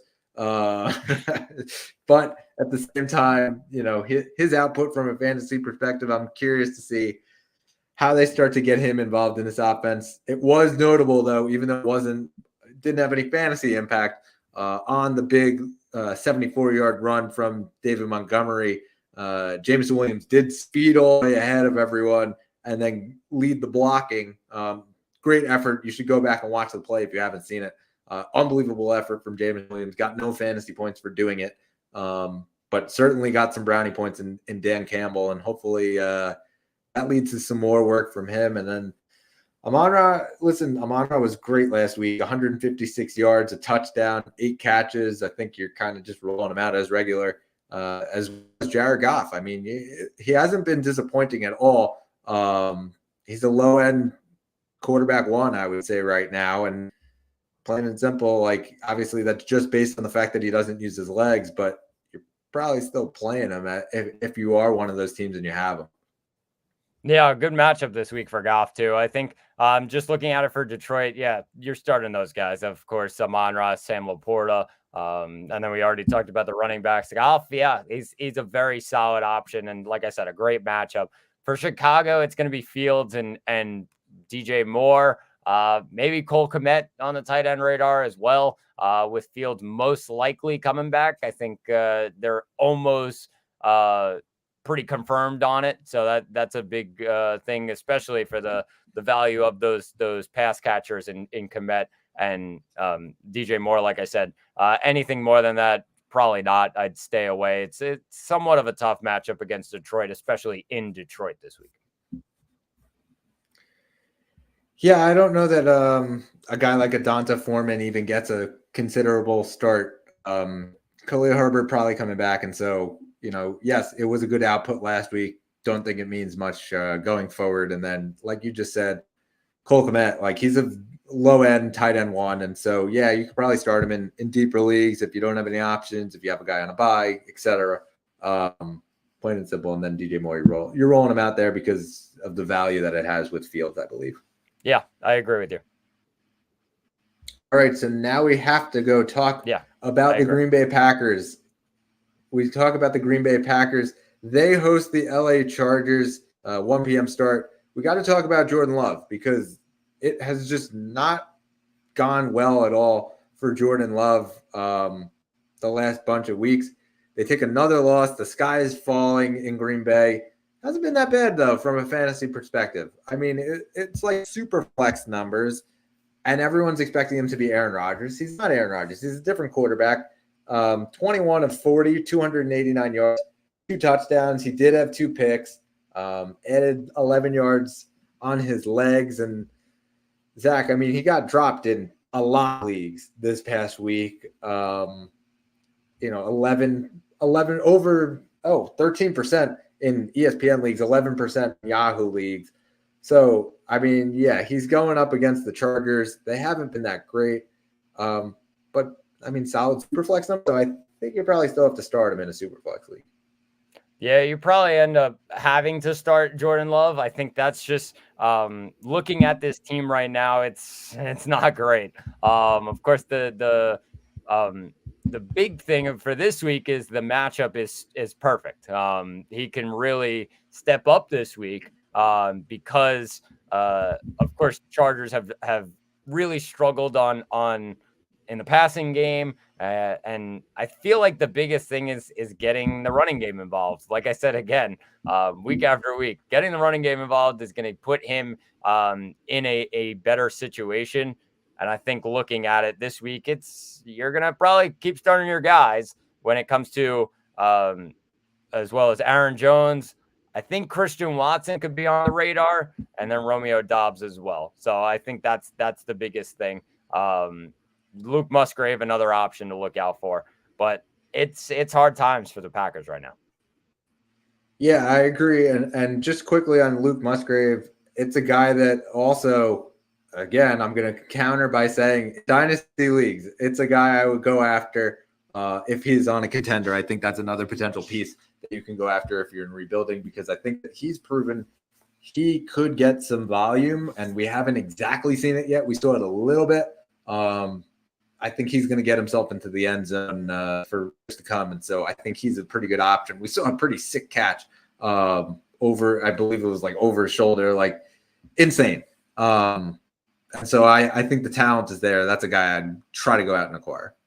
Yeah, definitely. And for the Chargers, start your guys with Herbert, Eckler, Keenan Allen, QJ maybe on the radar, Brett? Yeah. Yeah, I think he's probably a flex option this week. We're going to figure out who this guy is pretty quickly this week. And, Jalen Guyton actually ended up getting more work than he did. I think that changes this week. I don't think that Jalen Guyton's going to continue to have that. He did lead the team's receivers in snaps, though, which I think was a pretty notable thing, even in a game where Keenan Allen was so dominant. If Keenan Allen's not in there, this could be a coming party for AJ. Definitely fair. Definitely fair. All right, so now we have to talk about this next game. Here it is, the New York Giants against the Washington Commanders. And Zach, I don't know that I am starting anybody from the New York Giants with the exception of Saquon Barkley. And I feel like it is a broken record, but I don't know how you can start anyone. I was going to say, week after week, that's the story. You're not starting anybody except for Saquon. He's probably still in RB1 range, but probably low-end RB1. It's not going to be a great matchup against Washington. It's just an average matchup there. I don't trust anybody besides Saquon in this one, Brett. Agree, and I would just say that in the deepest of deep leagues, Tommy DeVito had that garbage time touchdown, actually won me my matchup. Last week, if you remember, I had Zach Wilson and Tommy DeVito. The two of them combined for like 30-something points. I was thrilled. I thought they were going to combine for 8 points. And so, yeah, that garbage time touchdown saved my fantasy week. He finishes with 13.54 fantasy points. I mean, it was not that bad of a performance. I just think the whole offense is broken, plain and simple. And so they're going to look forward to continue. I don't know if Matt Barkley's coming in anytime soon, though. I think they're going to ride DeVito for towards the end of the year, and obviously like go into the draft and obviously go grab a quarterback if they have the chance to. Agree with you, Brett. And as for Washington, it's going to end up being McLaurin as well as Brian Robinson. Big week for Brian Robinson, and he gets a good matchup this week against the Giants. Logan Thomas has just been iffy. I'd probably stay away this week. I don't know about I feel like the Giants defense has been better against tight ends recently.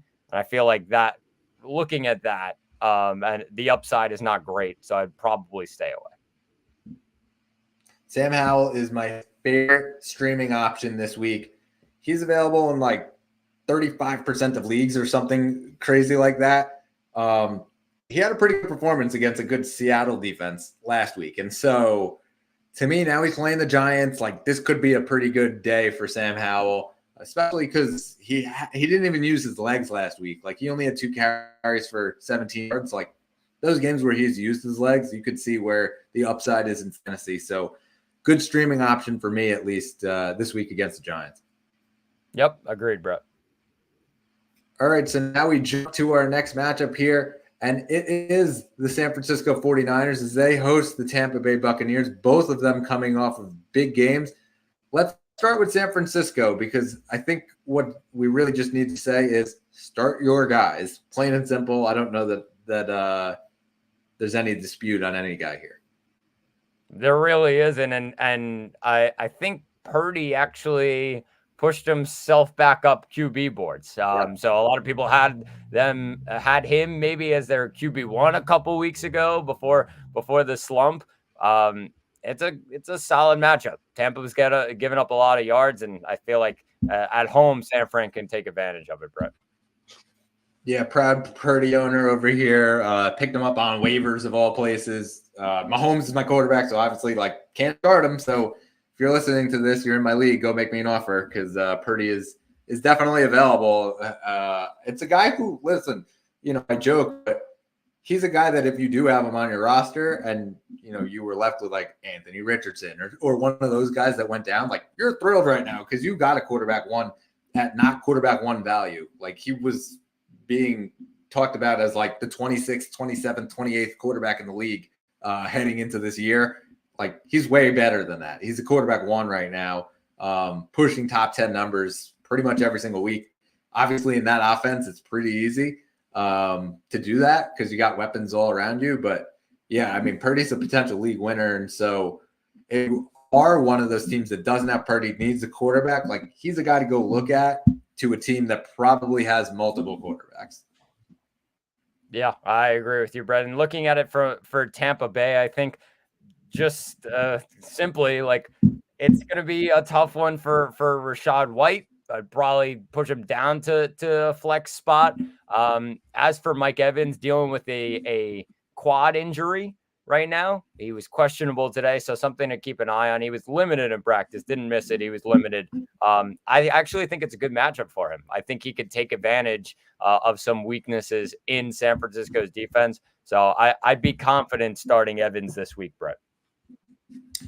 Yeah, I agree. I think he's probably wide receiver 2 numbers. Godwin's probably like a lower end wide receiver 3 to a flex option. Baker Mayfield has been pretty good. He's a super flex option to me. And yeah, like you just said, Rashad White had 20 carries for 51 yards. I'm probably knocking him down a bunch. I don't know if he's going to get that much work. I think they're going to be down in the game, so they're going to have to throw the ball.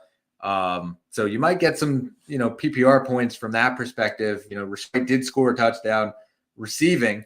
He had 2 catches for 47 yards and a touchdown. And so, yeah, I think we'll see a little bit of the receiving game from Rashad White. I don't think it's going to be as much on the running game, though. So, yes, I do knock him down a peg to a low-end running back 2 to a flex option there. Yeah, I agree. I completely agree. It's just going to be the game script's going to be a little bit off, I feel. So definitely a flex option I would probably put him in. Yeah. All right, so we jump right to our next matchup here. It is the New York Jets as they take on the Buffalo Bills in Orchard Park. Zach, they fire the offensive coordinator, Ken Dorsey, and now all of a sudden the Buffalo offense could be a completely different setup than it was last week as they took the loss on Monday Night Football. Are we looking at any changes here from a fantasy perspective, or are you just going to start the same guys that you normally start? This is an interesting one, Brett. I've been saying this for weeks about Buffalo. If they do not start getting through their running game and using that, and they're sticking with one dimensional, they're not going to win football games. I expect them to get the running game going. James Cook, he's talented enough. He can handle that kind of workload. And it's not going to be a big workload because, of course, you have Josh Allen. So he could run the ball. He's also going to always pass it. That's going to be something they rely on. But I think James Cook, getting him involved is huge for this offense. I think with a new offensive coordinator, we can see an uptick, Brett. Yeah, it was sort of interesting to me just watching the Monday Night Football game because you had James Cook. He fumbled on his first carry. And you were like, oh no, here we go. And I own James Cook. And so, I was like, oh no, here we go. They benched him, plain and simple. Right away, he got benched. Offensive coordinator put Lat Murray in. Sat Cook for pretty much the entire first quarter. Most of the second quarter, he came back with, I believe it was 5 or 6 minutes left in the second quarter. And he looked really good. He looked pretty great. Obviously, he had a bounce pass to himself later in the game, but it ended up being a 4-yard run, dropped the ball, went right back to him, and he picked it up, ran for an extra 35 yards. So listen, I think there's a efficient runner. Obviously didn't score a touchdown this past week, but I think that they're going to have to get the ball in the James Cook's hands. I agree. They did pick him high in the draft, and there was good reason for it. He's probably a flex play this week for me. I don't know that I could put him higher just because of the unknown and being afraid of that. Lat Murray, I think you are at least stashing him on your team because it's available in 80-something% of leagues. I think that number is way too high. It is a guy that you could potentially go get based on the fact that we don't know what's going to happen. So if you do have room on your bench, that's a guy I would go out and stash. Dalton Kincaid, I think, is proven that he is worth first-round talent that he was selected at. I think he's going to end up being a focal point in this offense. And then something to watch just as far as Dynasty League goes, and we have to talk about it. Stephon Diggs, he only had 3 catches for 34 yards, only 5 targets on the night. His brother comes out on Twitter or X, whatever you want to call it, the next day, saying he needs to get himself out of there. This is an interesting thing that we'll monitor. It seems that every offseason, Stephon Diggs tweets something about, leaving or something like that. He puts weird quotes throughout the offseason, and we kind of figure out what's going on here. Doing Instagram and things like that. He's been known to do that. He did it in Minnesota as well before he left to come to Buffalo. Did it again last offseason. Curious to see if there's anything going forward and if there's any smoke to the fire. Yeah, Brett, something to keep an eye on there. Definitely something to monitor. Just because the situation, it's been off for the last couple of years even. There's been just incidents left and right. So definitely something to keep an eye on. But, of course, you're still starting Diggs this week, and you're starting Kincaid. Obviously, like I said, I think we could see an uptick in James Cook, so I could probably put him in a flex spot right now, even though it's a tough matchup against the Jets. For the Jets, Brees and Garrett Wilson, even though it's been just a rough couple weeks, but those two guys, you're gonna figure it out.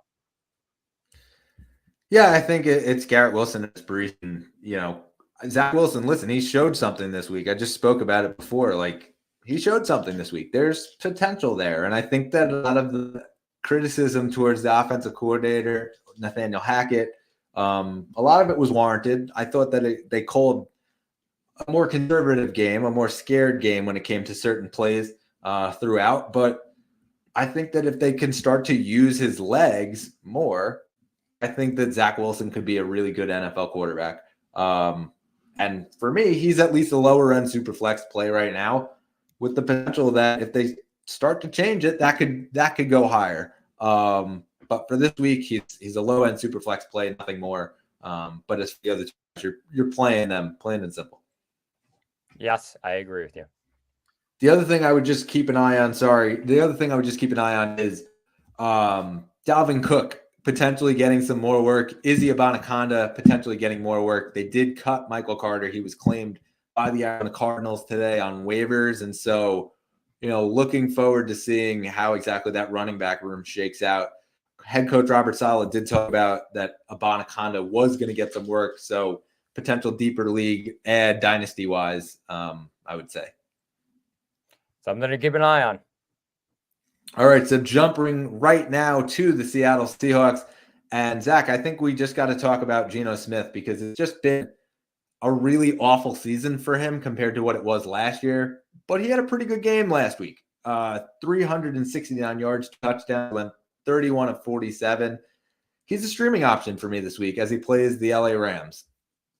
Yeah, I agree with you. And he's just kind of been on a roll. Of course, that game against Washington last week, and they just figured things out. So I think that's an option heading into this week. Like you said, against the LA Rams, who have kind of been on and off on defense. But in this one, it's of course you got Kenneth Walker, and then of course the two receivers with Lockett as well as Metcalf. Still a question on JSN if you're putting him in a flex spot. Just something to maybe think about. But I think looking at Seattle, it's pretty basic here. The same guys as usual, Brett. Yeah, JSN is rostered right now in 58.6% of ESPN leagues. Zach Charbonnet is a guy who's only rostered in 31.4% of leagues. I think, we've started to see a little bit of the uptick in the snap count. He out-snapped Kenneth Walker actually a couple weeks ago. And so I think that number is going to continue to rise. I don't know that the carries are going to dip on Kenneth Walker, but I think that they're starting to figure out the efficiency of running when it comes to Charbonnet. He had 6 carries for 44 yards. A potential guy that's stashed on your roster just in the case that Kenneth Walker does go down. Whether you have him as a handcuff option or you just have a deeper league and he's out there. Like, I think it's a guy that could potentially be a top 15 option if Kenneth Walker does go down. Yeah, I agree with you. And then keeping an eye on it, just he's going to get that workload if Walker does go down. So a guy to keep an eye on. Yeah, it almost reminds me of like when Rashad Penny, like everyone knew Kenneth Walker was the top pick that they picked in the draft. And if anything happened to Rashad Penny, then Walker would be the guy. And of course, he was rostered in like 3% of leagues that week that Penny went down. And so everybody went out and grabbed Kenneth Walker. And sure enough, like he's been a superstar. Talking about the Rams right now, they come off of the bye week, but the previous week they take a really bad loss to the Green Bay Packers. It was a 20-3 loss, and it really wasn't a lot from anybody. It was 7 targets for Nakua, for Cooper Kupp, for Tutu Atwell. They all had 7 targets. Really didn't do anything with them. Obviously, they lost 20-3, so there were no touchdowns involved. Zach, do you think this is going to change at all this week? I don't think so. I mean, just it's an interesting one because of course Nakua has been solid and of course Kupp. It's just it's weird because they're coming off a bye, so I think they probably switch things around here. I would say that Cooper Kupp is probably going to get the more end of the targets. They're going to kind of get him going. It's been a little off the last couple of weeks. But I feel like this matchup, especially against Seattle, like they're going to be open. They're like Seattle's defense has been okay. So could be some options and could be a big week for either one of them. I would say that you're obviously starting both of them. Just on that Matthew Stafford is back this week or trending towards being back this week. And so, yeah, I mean, you have to start in simple. Puka Nacua means no worries, and we've said that time and time again. Like, you're rolling him out there. I think that the target share will start to come back with the quarterback. As far as it goes with the running game, Darrell Henderson, he's probably a flex option for me. I don't know that his days are, I think his days are numbered. Plain and simple. Kyron Williams will end up coming back, and probably I believe it was Sean McVay said it, week 12. So that's next week. I mean, as far as it goes with him, I don't know that you could say that Darrell Henderson has much value outside of this week. So he's a flex option for this week, but probably towards the lower end because, again, it is Seattle. It's a good run defense, but expect Kyron Williams back next week. Yeah, definitely. All right, so jumping to our next one, it is Minnesota at Denver. And Zach, Sunday Night Football, we have Minnesota, the Josh Dobbs show. And we just spoke at the top of the show about it, but just briefly, like, if you have Josh Dobbs, are you starting him in a one quarterback league? It depends who my other quarterback is. Of course. Okay. So I mean, yeah, like it's a pretty solid matchup. Denver's been better. Denver, I'll give them credit. Their defense has really stepped up the last 3 or 4 weeks. Had a couple of really strong games against Kansas City. So I think looking at that, it depends. It depends on the roster that you have and what you got going on at quarterback. He could end up being up there just because of the weapons. They're very, very solid. And he's going to have a strong output almost each and every week. For Minnesota, Brett, obviously, we talked about it earlier. Of course, Madison's injury. So probably Ty Chandler. And then, of course, Addison and Hawkinson, as long as Jefferson's still out of the lineup. Yeah, plain and simple. I think you're starting all those guys. And as far as the Dobbs question goes, yeah, I agree with you. I don't know that you can feel super confident in starting him in a one quarterback league because we haven't seen the floor. And I'm scared of what the floor looks like. There will be a game where he does not perform well. Obviously, Denver did a pretty good job of stopping Josh Allen last week. And so, there will be a game. I don't know when it is. There will be a game this year that Josh Dobbs does not throw 5 touchdowns and 450 yards. So plain and simple, like you're rolling him out there in Superflex, but not as confident in a one quarterback league. As far as Denver goes, though, Zach, you want to do your little Javonte Williams rant here? Well, I mean, rant. I love it. I love it. I love what I'm seeing right now. He's been rock solid the last couple of weeks and keep feeding on the ball. They're winning games. They're winning games, and it's through that running game. So Russ has been really solid the last couple of weeks in terms of accuracy. Numbers have been really strong. Completion percentage wise, have been very strong. But it all goes through that running game. So if you're a Javonte owner, you're very happy right now, and he's a very solid RB2 in your lineup.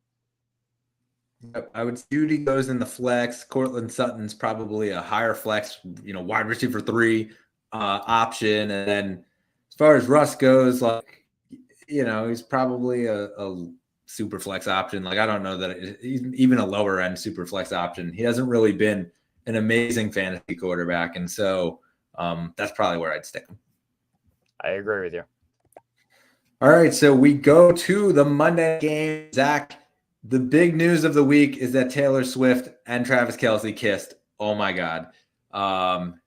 curious to see if she ends up in attendance and all over ESPN and the ABC stations, or she might be on tour. But we'll see if that happens. I'm sure that there will be multiple references to Taylor Swift on that broadcast. As far as it goes with the Kansas City Chiefs, though, we got to talk about the offense because it just seems like, obviously, like a reset now, but it just seems like there's really no number one option outside of Travis Kelce in this offense. Yeah, I agree with you. And just looking at it, of course, it's you can say Rashee Rice, maybe. I'll talk about him in a little bit. But I feel like it's Travis Kelce all the way, and it's in Kansas City, so should be a big game. Yeah, we were expecting this high-powered shootout when we saw them play against Miami in week 9 before the bye.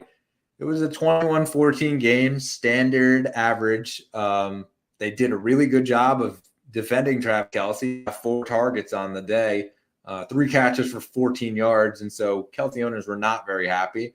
But then it seemed like Mahomes just sort of spread the ball around because they were having trouble getting open, and there was not a lot of reliability from anybody other than Travis Kelce. And so, yeah, McCole Hardman and Rashee Rice, Isaiah Pacheco, like he tried to find all of them. Didn't really work. Pacheco tried to get the run going, 16 carries, 66 yards. Didn't work. Nothing really worked that much.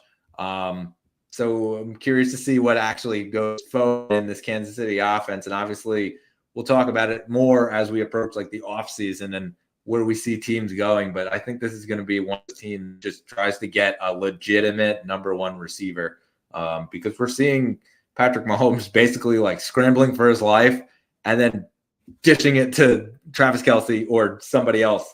That's sort of what we're seeing here in this offense. Yeah, it's something to keep an eye on and probably a focus for Kansas City as they go on. I would say probably for Philly in this one, you're starting your guys. Of course, it hurts as well as DeAndre Swift and then the 2 wide receivers plus Goddard. I think that all 5 of them, even though it's not an easy matchup. Kansas City's defense has been really strong. Obviously, it's at Arrowhead, so it's not going to be an easy matchup for them. But you're obviously starting those guys and hoping for some Monday Night Miracles, Brett. Yeah, Monday Night Miracles are the best, aren't they? So, yeah, you're starting Hurts, you're starting Brown, you're starting Devonta, DeAndre Swift as well. Obviously, like, Goddard, like the situation with him, and he's still listed as doubtful on a lot, but, I don't know that he's coming back anytime soon. I'm not expecting him. And then as far as it goes with all those guys, yeah, you're hoping for your Monday Night Miracle. I don't know that anybody else really factors into anything here. Agreed. All right, so now we head into our lock of the week. These are guys that we think should be started in your flex option. They're guys that are ranked right around the 30th at wide receiver or at running back. Zach, or a tight end even. Zach, last week you took Brian Robinson, cashed in on it, 27.7 PPR points. He went off. So a great pick there. And I picked Amari Cooper, who in his own right did pretty well. 15.8 PPR points, but you end up taking the victory here. You're up 6-4 in the standings. Who are you taking this week? I'm going with Rashee Rice. I talked about him a little bit ago, and I think just looking at the matchup against Philly, like they have been not great against wide receivers, to say the least, this year. I think Rashee Rice, of course, has proven himself probably as the top wide receiver in Kansas City right now. Monday night, I feel like Philadelphia's game plan coming in is, of course, say, let's try and stop Travis Kelce or limit him. I think that's huge right now. And I think Kansas City can't really go through the run game too much because Philadelphia's run defense is one of the best in the NFL. So from that standpoint, I'm going Rashee Rice. I think it could be a solid game for him. Just a lot of getting those receptions and targets. And I think he probably gets even in the end zone in this one. Just a really solid matchup for him against Philly, Brett. Yeah, for me, it's going to be Jordan Addison. I think that the floor is really high on Addison, and that to me screams flex option because with a high floor comes also a high ceiling. This is a guy who he's been able to show that he can go off in certain weeks and going. He topped over against the Niners, had over 100 yards, 2 touchdowns. Like that was his big coming out party. Another primetime game here. Not a great defense that he's going against with Denver. So I think there is the potential. Yes, they gave Josh Allen hell. I think that this is a different kind of a receiver. Stephon Diggs is, where Diggs likes to go long a lot. Addison, yes, he can go long. He's really fast, but it's those over the middle open yard catches that he makes that I think are what add to his value as far as it goes in PPR leagues. And so the high floor, I'm chasing the high floor with Jordan Addison, and obviously he's been great without Justin Jefferson there. Definitely fair, Brett. So we end it now with our ones to watch. These are guys who are owned in 50% or less of ESPN and Yahoo standard leagues. Zach, last week I took Quentin Johnston, and he had 13.4 PPR points. You took Leonard Fournette, didn't play. That was pretty awful. So sorry for your loss there. As far as it goes this week, I'm picking Zach Charbonnet. It's a guy who's owned in 44% of Yahoo leagues. And like I talked about earlier in the podcast, he had 11 touches. And I think that that's important here. He, 6 carries, 44 yards, caught 4 or 5 targets for 18 yards. I think we're starting to see a bit more here of Zach Charbonnet, that talent that they picked in the draft. I think we're going to start to see more this year going forward for him. And, it might not come this week, plain and simple. Like, I'm being honest about it. Yes, he's my one to watch of guys who I think will score and be a waiver target next week. I think the snap share is really what's going to start to determine whether or not he gets picked up on waivers. And it sort of reminds me of like that Tajay Spears, where he's starting to eat into the workload. I think we're starting to see that here with Charbonnet, so he's the pick for me. Got it, Brett. I'm going with Rico Dowdle. I mean, of course, got into the end zone last week, and I'm a Tony Pollard owner, and it's just been bad time. So I think Dowdle, he's owned in 18% of leagues right now in Yahoo leagues. Pick him up, get him going. I think it could be a really solid option for the next coming weeks, and he's got a good matchup against Carolina this weekend. Yeah, good pick there. I think that Tony Pollard's been a really bad disappointment. And so to me, I think that as far as it goes with the entire Cowboys running back room, I think we're going to start to see a little bit of change here. I'm not sure if it's going to be the end of Tony Pollard. Obviously, we'll talk about that at a later date as we start to head into his contract situation and all of that. But definitely something to keep an eye on with Deuce Vaughn, Rico Dowdle. They are back behind Tony Pollard. Agreed, Brett. Any last words here as we head into week 11? Any last words? CJ Stroud is really good, and hopefully somebody will step up in Chris Olave's place in my fantasy lineup. All right, for me, it is do not be afraid to check on prices out there in your league. We are obviously approaching the trade deadline. Dynasty leagues obviously are a different animal than redraft leagues. Redraft, go check the prices on everybody. I don't know that there's too many guys that are out there that are going to be unattainable this year. We really haven't seen that. There's a couple at the very, very top, but for the most part, it seems like everybody's kind of packed right towards each other. A lot of guys who were lower down that surprised. And so, yeah, I think it's definitely an opportunity for everyone to go out, check around your league, make some contact with your owners in your league, and, just check the price, because you never know what somebody might value someone versus what you value them. And so there's words wise there ahead of the trade deadline. Definitely fair, Brett. All right, so please subscribe on YouTube, wherever you get your podcast. Give us the thumbs up. Words of Aaron Rodgers.